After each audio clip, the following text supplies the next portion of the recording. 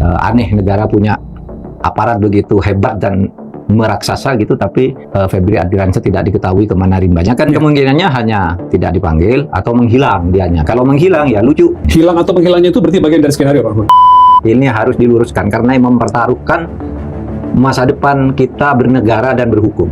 Bukan hanya mempertaruhkan nama seorang pejabat atau institusi atau mempertaruhkan penyelesaian satu kasus. Tapi ini negara, karena yang ditabrak langsung sistemnya, sistem hukumnya yang ditabrak. Disepakati, oke, si Febri mundur, ini boleh ditangani tapi dialihkan ke jaksa. Itulah barternya. Ya kita sedih, makanya saya sebut ini gempa bumi hukum di 2 tahun pertama pemerintahan Pak Prabowo. Isinya memerintahkan agar semua SPPG dan dapur MPG di Indonesia diperiksa. Tapi begitu terjadi ini, keluar suratnya nomor B3256, hari Sabtu tiba-tiba keluar surat itu. Kejaksaan diminta menghentikan semua pemeriksaan MPG. Padahal kemarin suruh periksa di mana-mana karena katanya ada korupsi di berbagai tempat. Oleh sebab itu lalu orang barter ini. Pak JA ini mestinya mendengar paling tidak ada seperti itu, atau tahu lah gitu. Sehingga orang mengatakan ketika Pak Febri mundur, mestinya Jaksa Agung juga mundur. Pelanggaran moral itu tidak perlu pengadilan. Yang perlu pengadilan itu hukum. Kalau moral itu yang mundur, etika.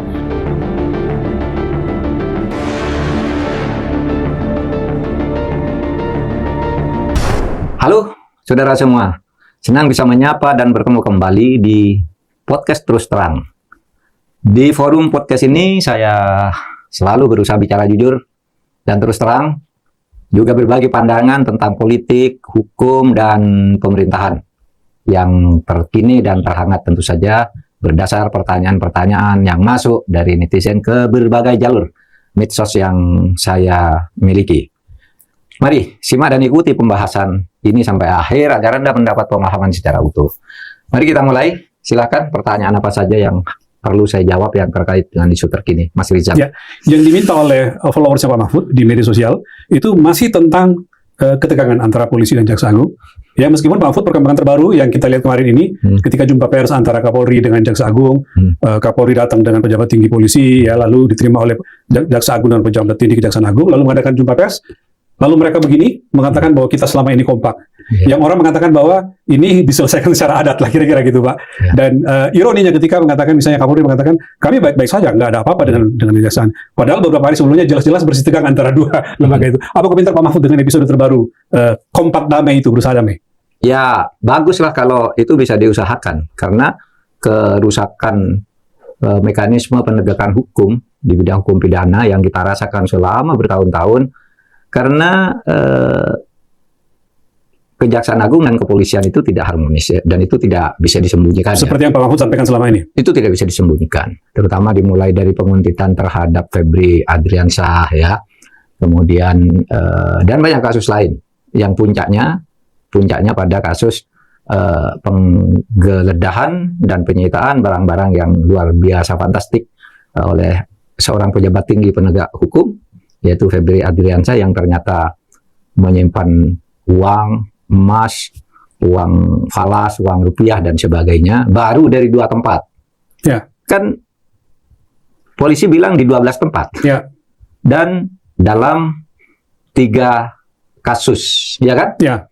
Nah, 2 tempat itu kafe dan rumah di Sentul. Rumah. Kan polisi menyebut di 12 tempat. Ya. Nah, ini yang 10 tempatnya itu apa isinya dan di mana.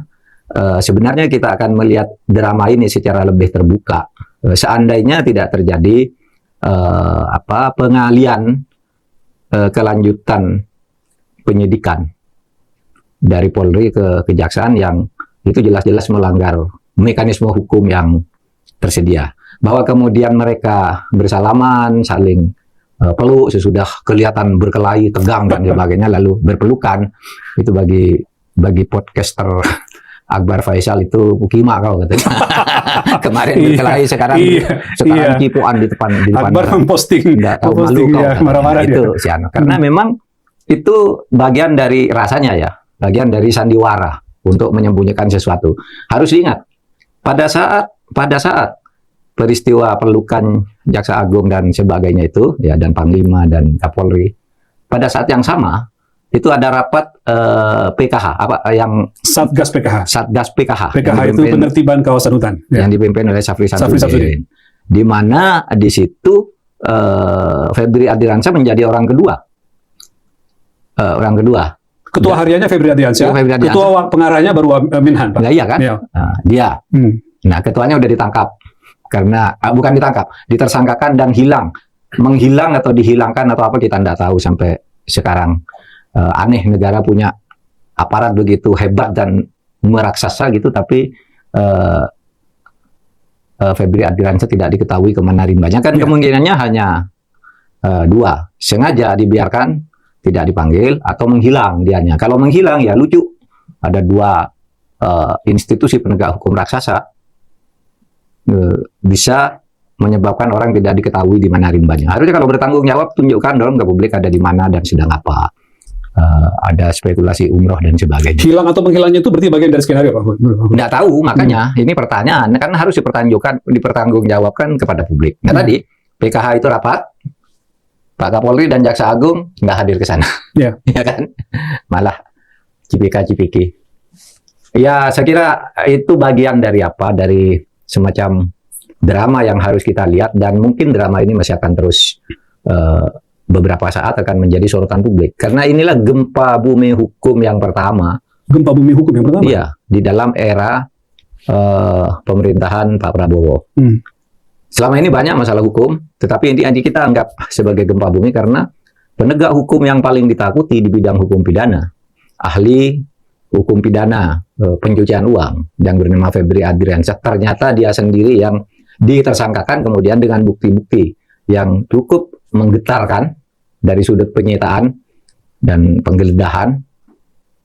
Ini belum pernah terjadi. Kalau jumlahnya sih yang banyak, jumlah besar, barang yang banyak atau catatan korupsinya yang banyak itu ada beberapa. Ada yang lain, tapi pelakunya kan bukan dari sisi pelakunya, dari sisi pelakunya. Seorang pejabat tinggi, institusi penegak hukum gitu. Gempa bumi hukum terbesar, dan si Febri ini kan mengatakan itu memang yang disita itu disentul barang-barang itu memang rumah saya, tapi barang-barangnya ada yang punya. Ya kan, ini menimbulkan tanda tanya. Bahkan ada sekarang orang yang menganggap pernyataan itu aneh, itu kan di rumah dia, kok dia tidak tahu gitu kan. Padahal tidak bilang tidak tahu, cuma bilang ada yang punya. Ada yang punya, ya. Tapi sekarang parodi yang muncul itu rumah gue, tapi isinya enggak tahu gue kan gitu. Sekarang menjadi cemohan orang banyak gitu. Tetapi memang bukan kita ingin mendiskreditkan orang, membuka aib orang, memang patut dicemooh kayak gitu. Karena cemoohan itu bagian dari sanksi otonom. Bahwa dia ditersangkakan, diburu, lalu diumumkan sebagai tersangka pelaku korupsi, itu adalah hukuman heteronom, hukuman yang dijatuhkan oleh negara. Ada orang yang tidak ketahuan, gitu, tidak ketahuan, sehingga tidak bisa ditangkap oleh polisi, tapi dia karena melakukan kesalahan mempunyai atau menderita hukuman otonom. Nah, hukuman otonom itu antara lain cemooh dari masyarakat, keluarganya dipermalukan, tidak pernah keluar, tidak berani menampakkan diri, mau ketemu orang juga merasa dicurigai, dan bahkan kalau di dalam kearifan budaya kita ada yang disebut karma gitu ya. Banyak. Karma itu otonom termasuk ya? Itu hukuman otonom. Hukuman otonom gitu. Bukan oleh penegak hukum, tapi orang menjadi tersiksa, malu, takut, sedih, cemas, dan merasa tidak punya masa depan dan sebagainya. Itu hukuman otonom. Kalau penangkapan, penersangkaan dan sebagainya itu heteronom namanya. Nah, kita lihat aja perkembangannya. Baik, Pak Mahfud, saya lanjut ketika Bapak tadi mengatakan ya ini pasti akan masih muncul lagi, nanti kita tunggu aja episode berikutnya. Berarti Pak Mahfud tidak termasuk yang menyimpulkan bahwa perdamaian dalam tanda petik kedua petinggi institusi hukum kemarin itu menjadikan bahwa ini akan meredup, akan selesai, nggak akan ke situ? Enggak ya? Menurut saya tidak akan ke situ. Dan kita harus mengawal ini harus diluruskan karena mempertaruhkan masa depan kita bernegara dan berhukum. Bukan hanya mempertaruhkan nama seorang pejabat atau institusi atau mempertaruhkan penyelesaian satu kasus. Tapi ini negara, karena yang ditabrak langsung sistemnya, ini sistem hukumnya yang ditabrak, dirusak. Hanya mungkin karena orang takut ketahuan atau ingin menyelamatkan orang atau ingin macam-macam lah. Karena ini rangkaiannya pasti banyak kan yang seperti ini nih. Jaringannya pasti banyak. Ingat, polisi mengatakan di 12 tempat. Ya kan? Ya. Penggeledahan dilakukan di 12 tempat. Artinya kita baru tahu di 2 tempat. Ingat, polisi mengatakan ini kasusnya 3 dan bukan kumulatif lagi dalam hukum pidana, tapi bukan berkelanjutan saja, tapi ini kumulatif. Udah tempatnya berbeda, punya berbeda. Sehingga yang kita lihat kan baru 2 orang pelakunya yang diduga menerima dan mengolah. Bagaimana itu yang 3 ini? Yang lain. Kan sumbernya dari sini. Iya. Itu pasti banyak, pasti banyak. Katakanlah 2 itu baru satu kasus. Gimana dengan 3 yang lain? Iya, gimana 3 yang lain? Iya. Pak Mahfud, tapi kemudian kita lihat kan surat beredar dari Direktur Penyidikan Kejaksaan Agung. Iya. Ada surat yang beredar yang kira-kira isinya memerintahkan kembali untuk menghentikan dari yang dulu surat dikatakan bahwa Anda harus memeriksa SPPG dan BGN. Itu bukan kata Anda bahwa ayo kita berdamai atau kita hentikanlah semua ini gitu. Iya. Itu dianggap barter oleh masyarakat. Dianggap barter.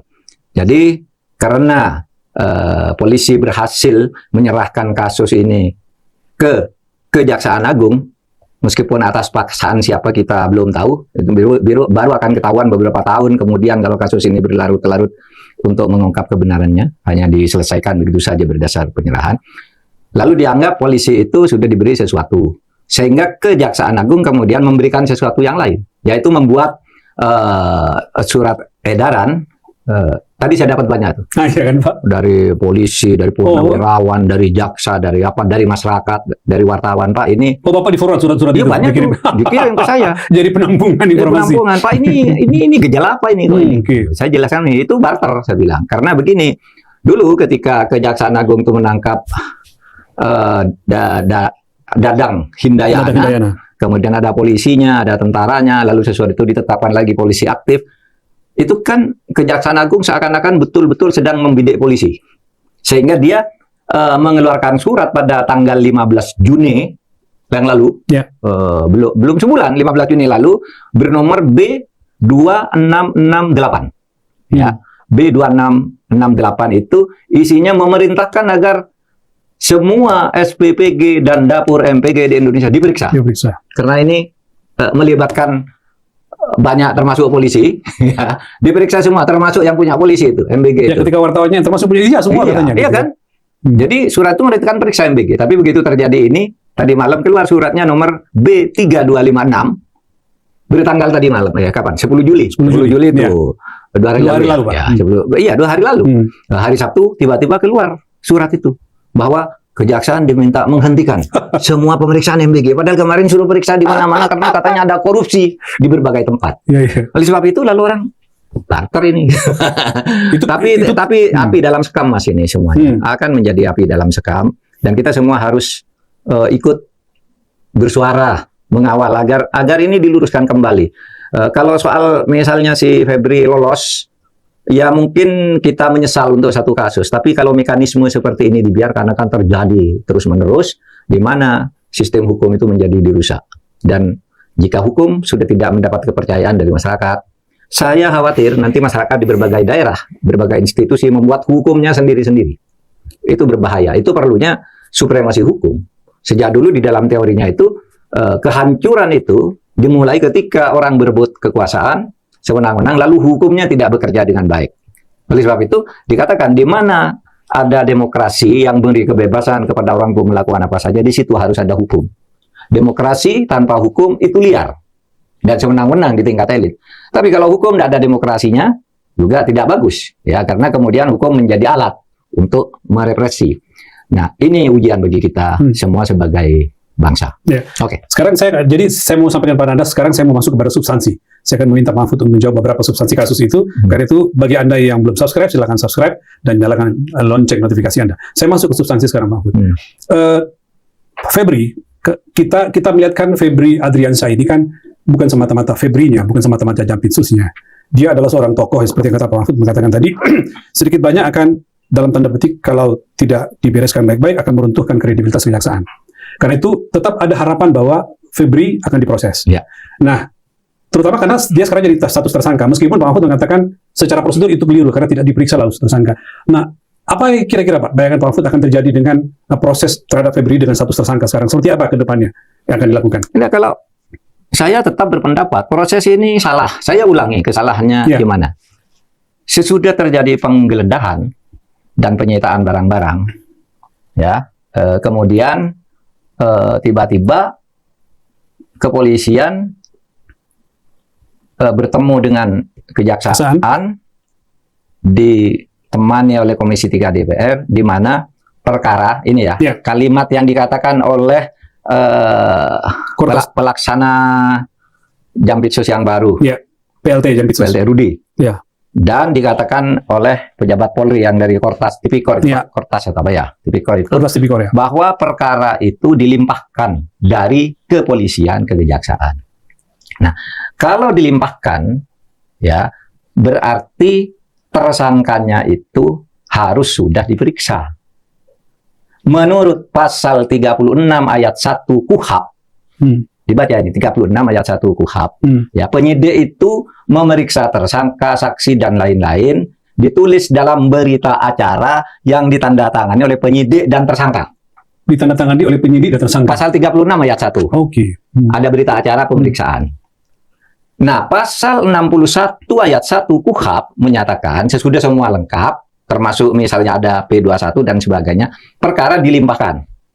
Dilimpahkan itu dari penyidik Polri atau penyidik kejaksaan ke penuntut umum kejaksaan, disertai dengan berkas yang ada tanda tangan dari tersangka tadi.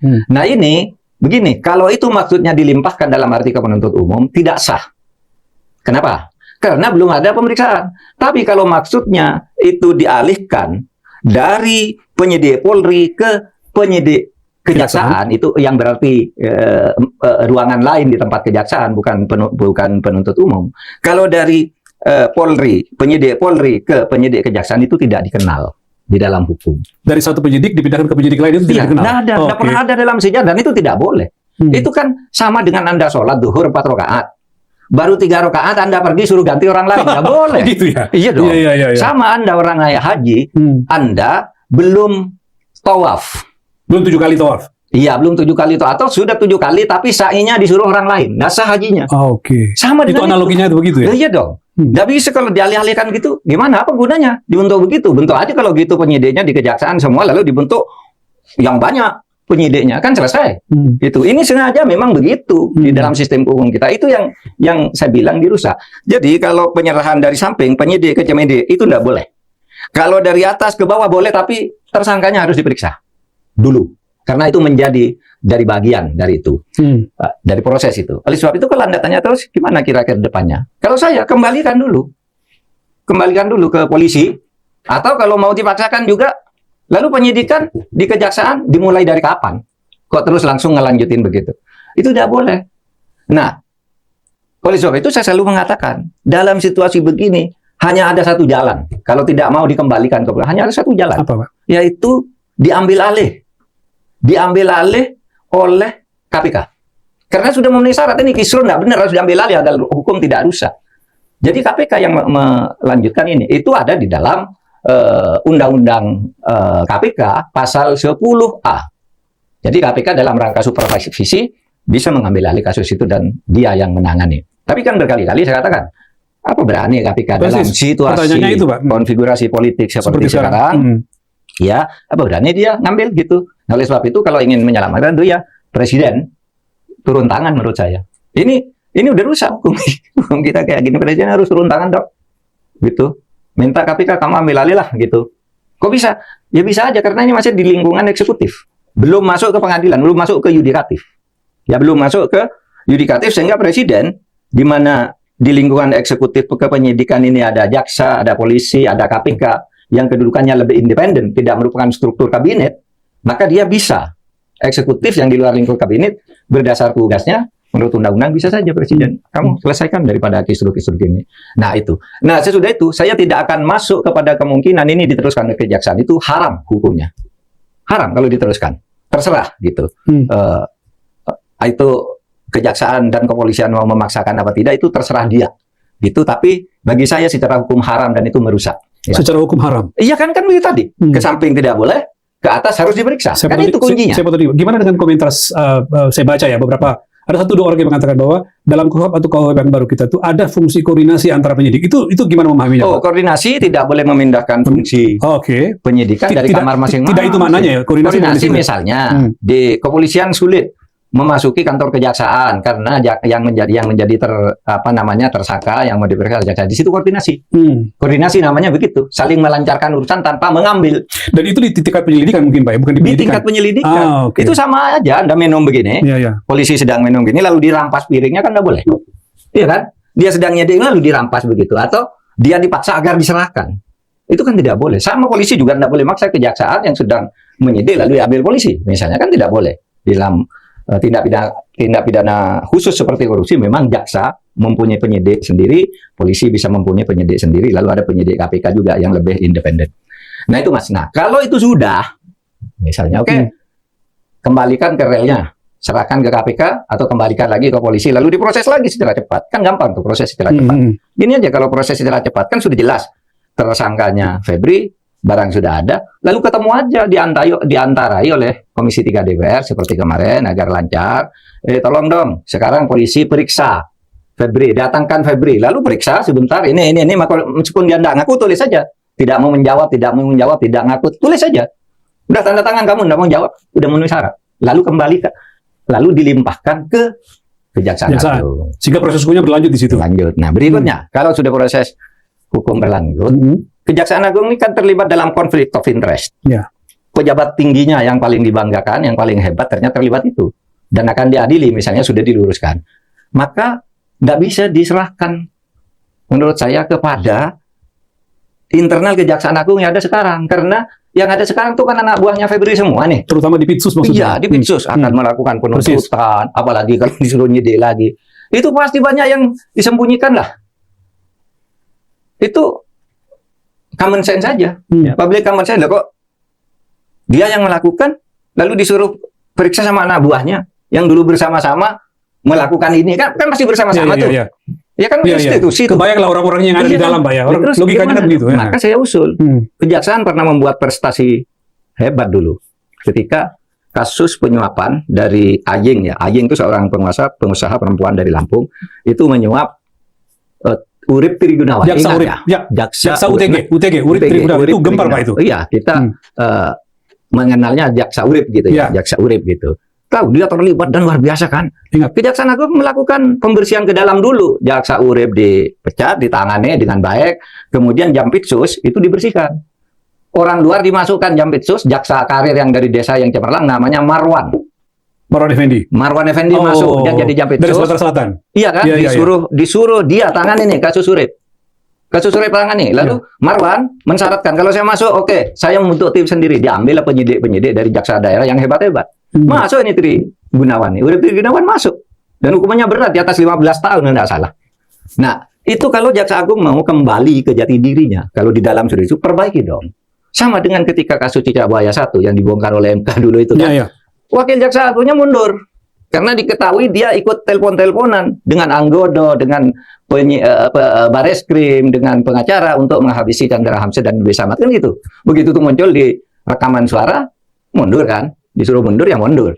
Nah sekarang mestinya kalau punya kredibilitas dan mau membangun sesuai dengan maksud mulia kita mendirikan negara hukum, itu seharusnya ditata begitu. Ini bersihkan dulu Jampitsus, kantor Jampitsus, ya. Bersihkan, ganti dengan jaksa-jaksa di daerah. Yang saya kenal banyak yang bagus-bagus, banyak yang hebat bisa menjadi Jampitsus sekarang ini, gitu. Kalau enggak ya begitu-gitu.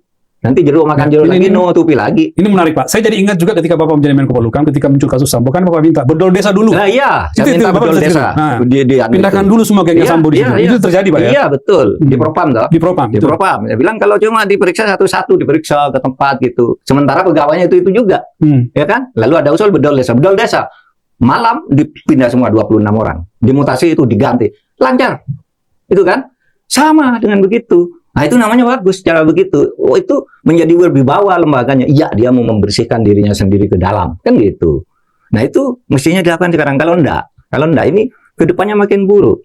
Dan Pak Prabowo itu apa? Visinya terlalu besar. Enggak, yang begitu-gitu tuh kadang-kala dia diakali oleh anak-anak yang begini nih. Padahal dia dalam keyakinan saya dia visinya bagus, tegas dan ingin betul, tapi dia tidak menguasai teknis. Nggak mungkin sampai ke teknis, paham. Mungkin sampai ke teknis.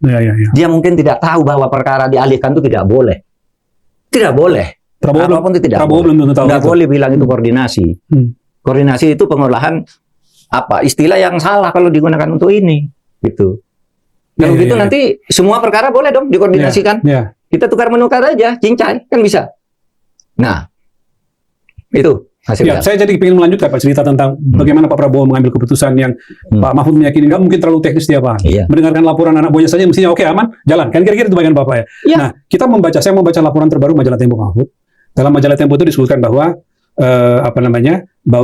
Menteri Pertahanan Syafri Samsudin ya, yang diduga katanya menyarankan kepada Presiden dalam laporan Tempo ya agar kasus ini dilimpahkan kepada kejaksaan atau diserahkan kepada kejaksaan itu karena peran kejaksaan yang begitu vital dalam Satgas PKH. Kira-kira gitu laporannya Tempo menjelaskan tentang dari sumber yang dia dapatkan.